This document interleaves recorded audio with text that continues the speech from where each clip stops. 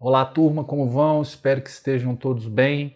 Nesse vídeo nós vamos dar continuidade ao nosso conteúdo programático tratando da questão da desconsideração da personalidade jurídica. Obviamente, mais sob um aspecto de direito material e tendo em vista o nosso contexto e aquilo que nós já aprendemos até agora. Recapitulando, previously, nós tratamos da questão da autonomia da pessoa jurídica e de sua autonomia patrimonial. E nós vimos que, eventualmente, os sócios respondem pelas dívidas da sociedade. Mas, eventualmente, essa responsabilidade é limitada e, uma vez tendo contribuído até esse limite, os sócios ou quem esteja por trás da pessoa jurídica não respondem mais. Essa característica da autonomia patrimonial, que é um modo de limitar o risco de uma atividade, desde que feita por meio de uma pessoa jurídica, historicamente deu aso, deu ensejo à utilização do instituto para prejudicar terceiros. Ou seja, eu me valho da pessoa jurídica para que o meu patrimônio não seja atingido por dívidas que, na prática, talvez nem devessem ter sido atribuídas à pessoa jurídica. Em suma, a desconsideração é um instituto voltado a limitar ou a cercear os abusos que, na prática, podem decorrer ou podem ser tentados a partir da autonomia patrimonial da pessoa jurídica.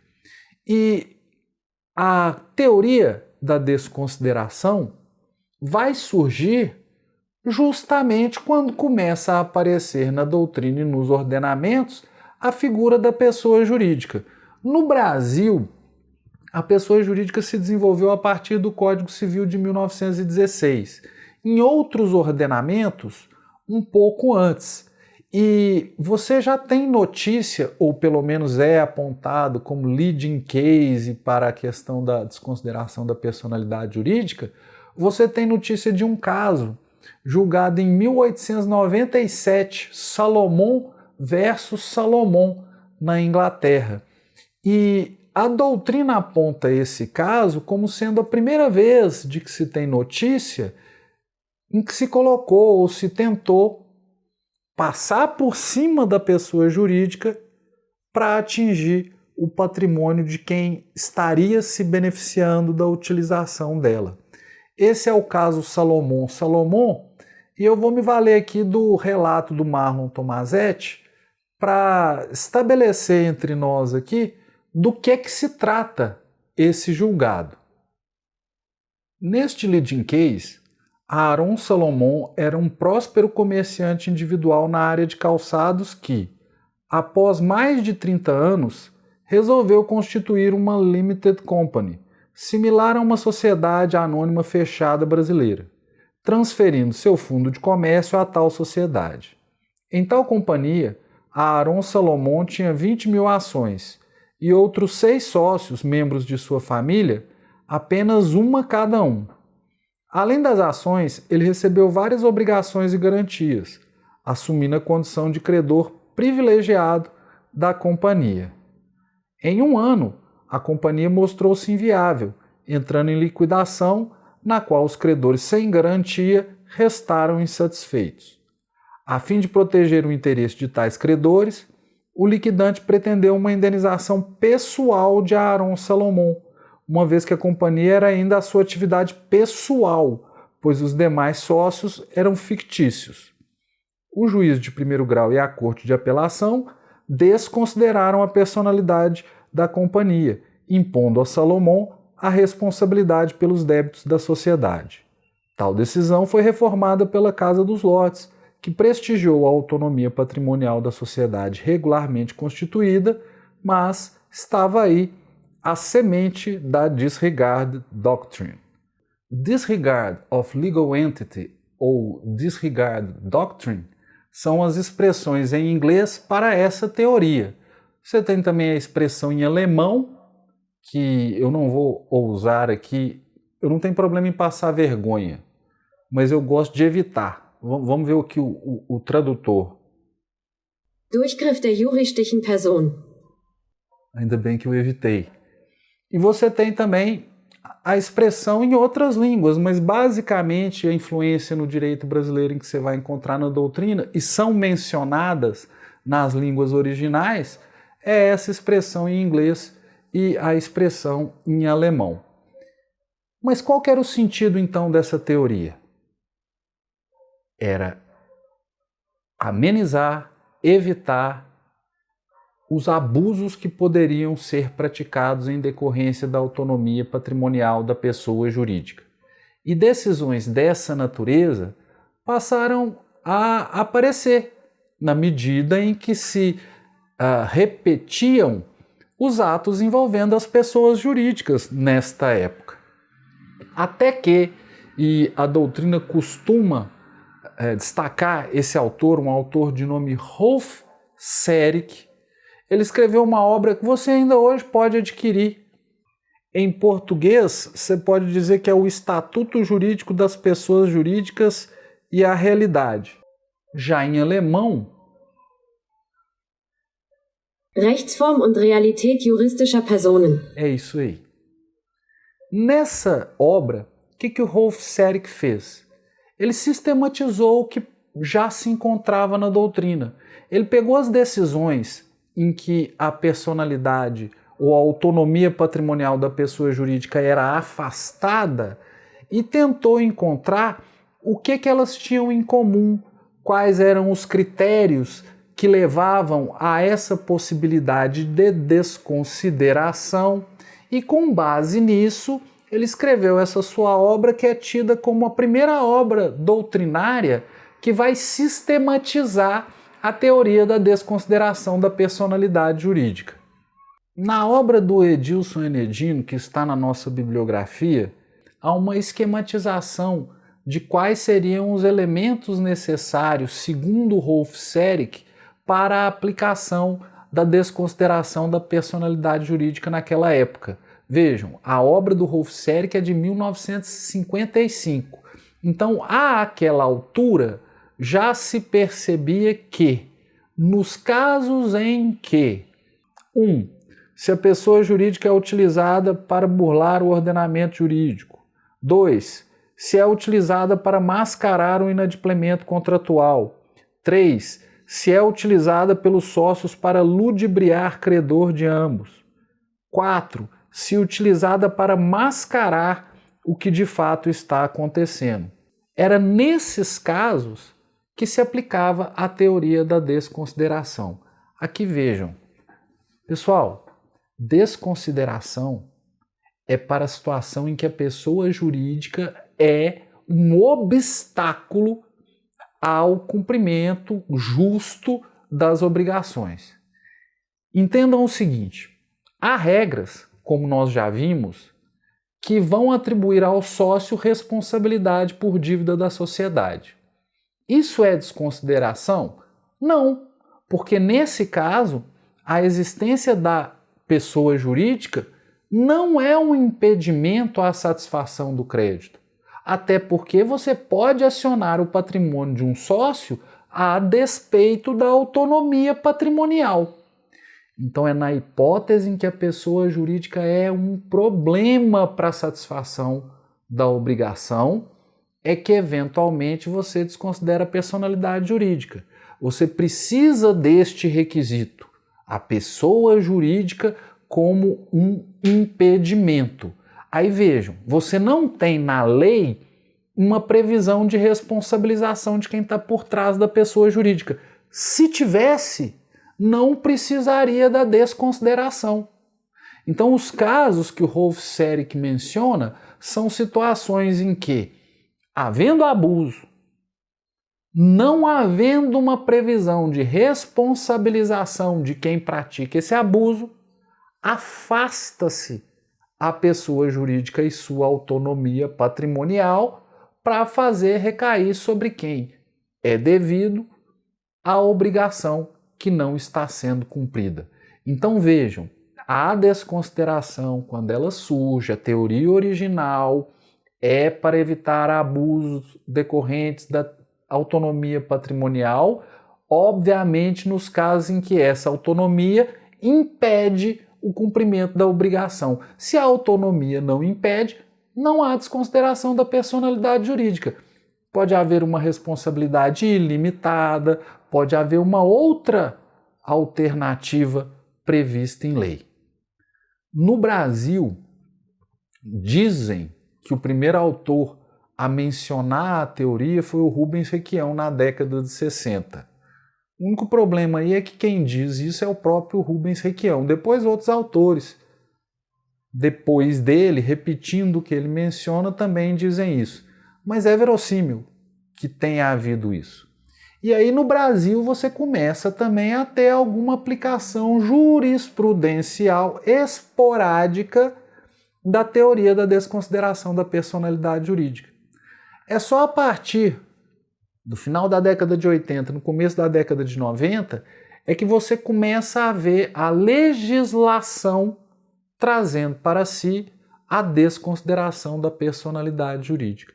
Agora, em tese, essa é uma construção feita para sanar a lacuna da legislação.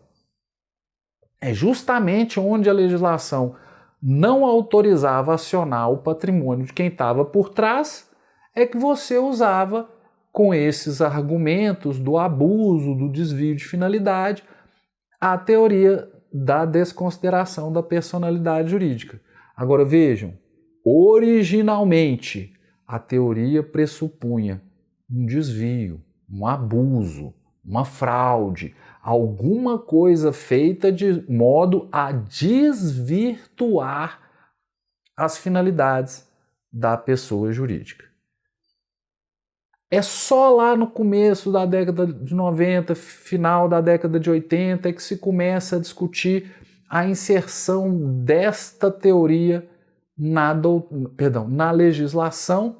E hoje, quando vocês se deparam com essa discussão, a teoria da desconsideração da personalidade jurídica já está amplamente positivada, como veremos dentre alguns instantes. Agora vejam, a teoria está amplamente positivada, mas um conceito, por favor. Então, sintetizando, a teoria da desconsideração da personalidade jurídica foi uma criação jurisprudencial que tinha por finalidade evitar, cercear, amenizar os abusos praticados em decorrência da autonomia patrimonial, com o uso da autonomia patrimonial. No Brasil, com o tempo, essa construção passou a ser também positivada e hoje não se trata apenas de uma teoria jurisprudencial ou de aplicação jurisprudencial, mas efetivamente está na lei. E qual a finalidade da desconsideração? 1. Não é acabar com a pessoa jurídica. Isso é importante. A desconsideração não desconstitui a pessoa jurídica. Apenas faz chegar a quem originalmente não seria atingido a responsabilidade por dívidas que, em tese, seriam da pessoa jurídica. Então, qual é o objetivo ou qual a consequência de uma desconsideração? Afastar a pessoa jurídica, e aí a doutrina dirá, para proteger as suas finalidades, e não para esvaziá-la, não para tratar como se ela não existisse. Bem, a doutrina fala de pelo menos 2 teorias da desconsideração da personalidade jurídica. A teoria menor e a teoria maior. Teoria menor, no meu entendimento, nem seria uma teoria da desconsideração da personalidade jurídica. Essa é uma distinção estabelecida inicialmente pelo Fábio Lua Coelho. Há quem diga que é menor porque é menor o número de requisitos para desconsideração. Há quem diga que é menor porque não é uma verdadeira teoria da desconsideração. De acordo com a teoria menor, a desconsideração deve acontecer toda vez que a autonomia patrimonial for o problema, o impedimento ao cumprimento da obrigação. Aí talvez você pense assim, Cláudio, você não falou isso? Não, eu falei que precisa ser, mas não é o suficiente. Porque se toda vez que a autonomia patrimonial for o impedimento ao cumprimento de uma obrigação, então acaba a autonomia patrimonial. Chegou ali, não pode, é o patrimônio do sócio. Então desconsidera. Então pode. Esse mero requisito de não ser suficiente o patrimônio da sociedade, ou que a sociedade por si só não consegue cumprir a obrigação, isso já ser autorização para você acionar o patrimônio dos sócios, isso é basicamente não haver pessoa jurídica. Houve já a discussão quanto à aplicação dessa teoria menor no direito brasileiro. Nós podemos encontrá-la, se for pegar assim o ponto que é o mais citado, no Código de Defesa do Consumidor, artigo 28 do CDC. O juiz poderá desconsiderar a personalidade jurídica da sociedade quando, em detrimento do consumidor, houver abuso de direito, excesso de poder, infração da lei, fato ou ato ilícito ou violação dos estatutos ou contrato social. A desconsideração também será efetivada quando houver falência, estado de insolvência, encerramento ou inatividade da pessoa jurídica provocados por má administração. E nesse ponto você talvez pense, mas Cláudio, o caput do artigo 28, ele menciona, não é unicamente a sociedade ser um impedimento. Tem que haver fraude, má administração, ilícitos. Sim, mas acompanhe comigo agora o parágrafo 5º do artigo 28.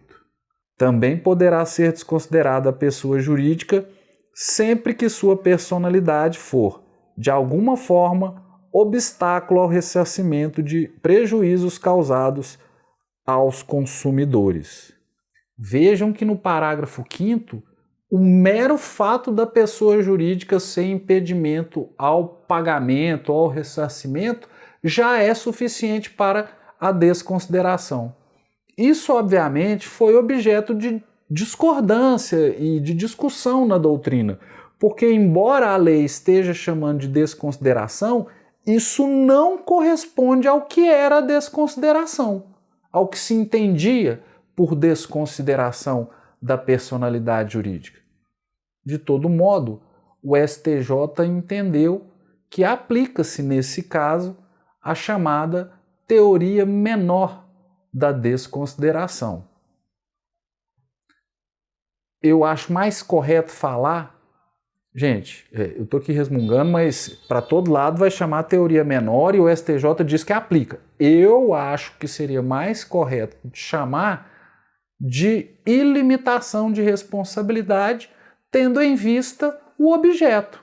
É questão de direito do consumidor? É contrato de consumo? Não existe autonomia patrimonial nem limite de personalidade. Porque não é a teoria original, vocês entendem? Mas, afora o professor Chorão reclamão, é o que se tem chamado de teoria menor da desconsideração.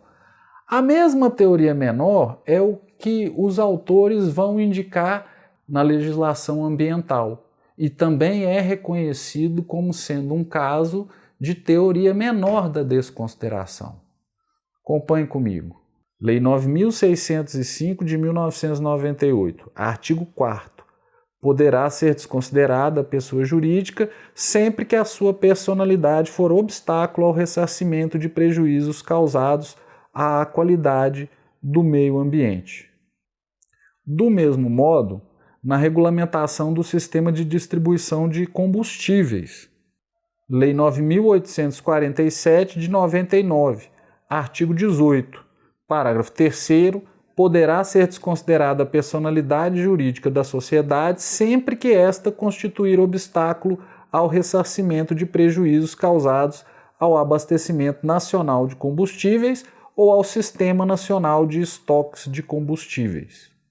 Há quem diga que a CLT também traga um dispositivo que preveja a desconsideração da personalidade jurídica, mas eu particularmente não considero que seja o caso. As pessoas mencionam o artigo 2º, parágrafo 2º, mas a mim parece que se trata muito mais de um caso de responsabilidade solidária, justamente uma hipótese em que a desconsideração é desnecessária. Em suma, teoria menor é aquela que, para que haja desconsideração, basta que a pessoa jurídica tenha sido um impedimento à satisfação das obrigações e dos créditos existentes.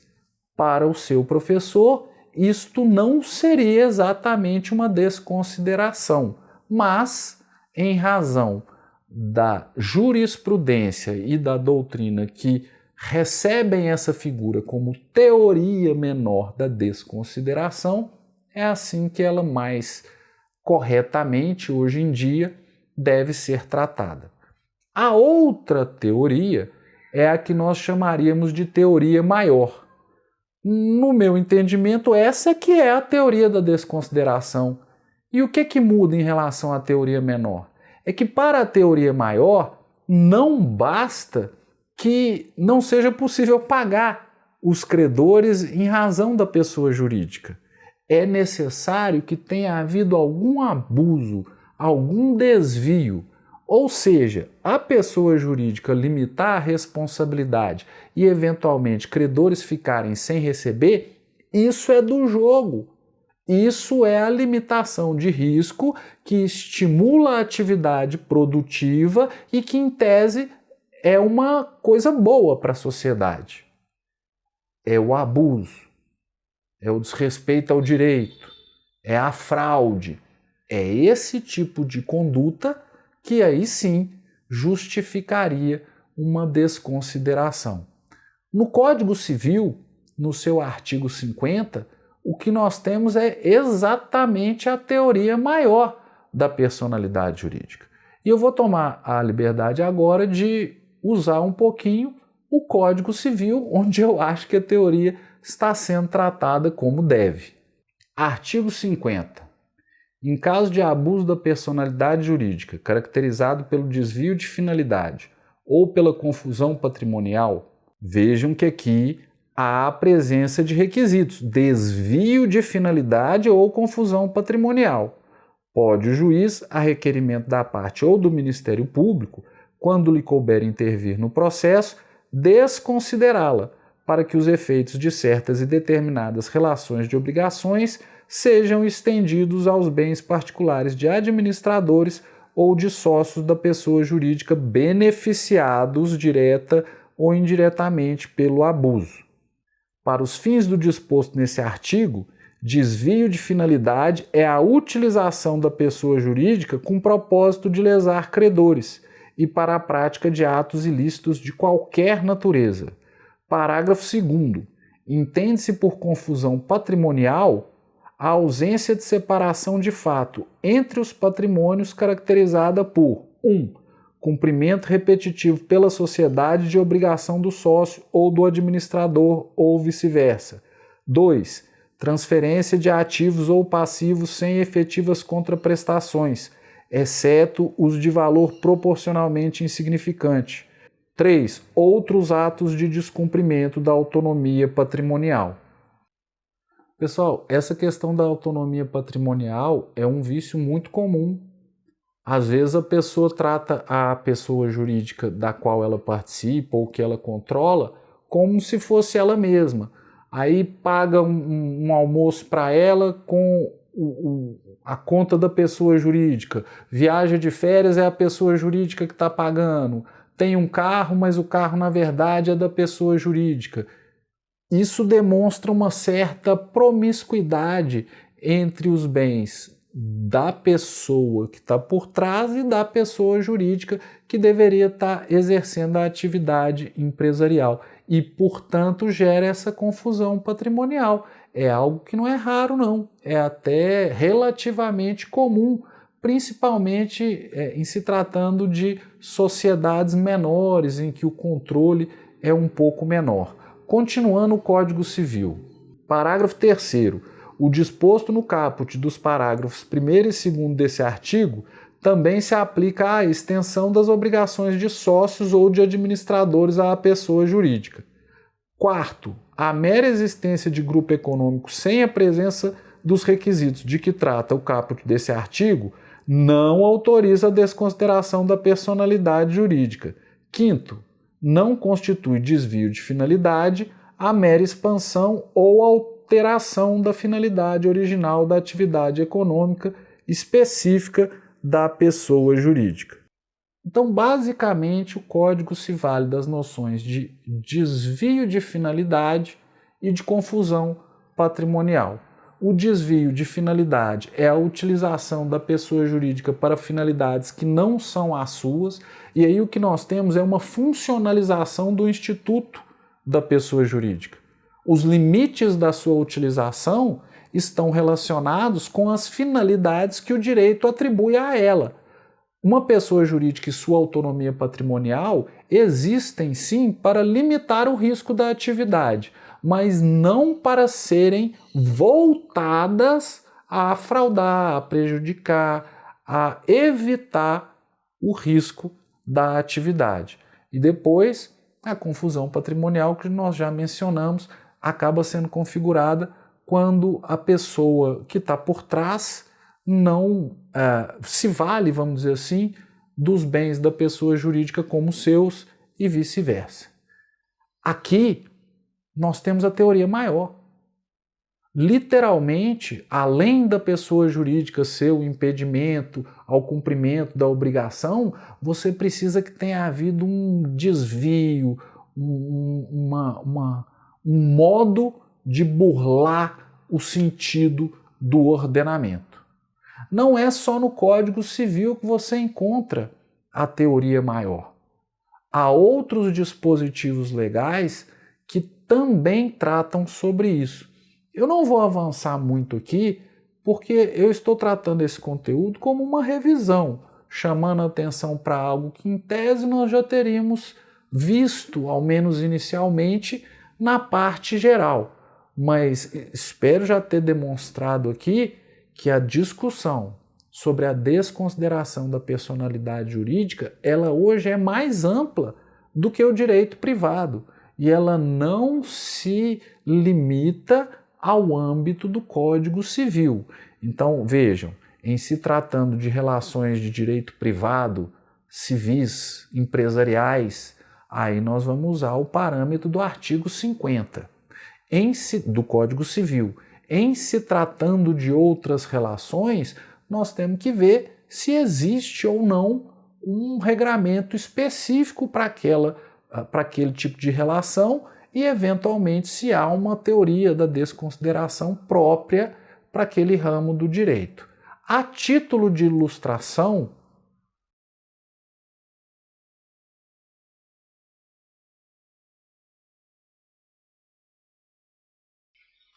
encerramento irregular da atividade é suficiente para desconsideração da personalidade jurídica?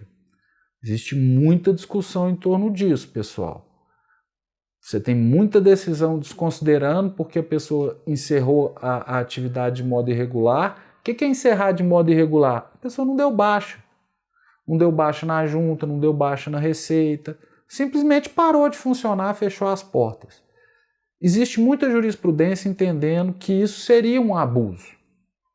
O STJ, na última jurisprudência assim, mais atual, tem decisões dizendo que o mero encerramento irregular não é caracterizador da desconsideração, não gera desconsideração.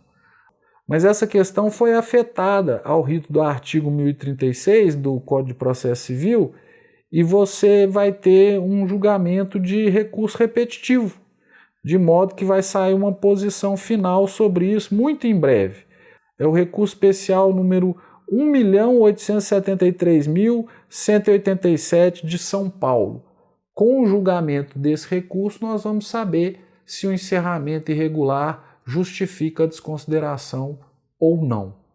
Mera insolvência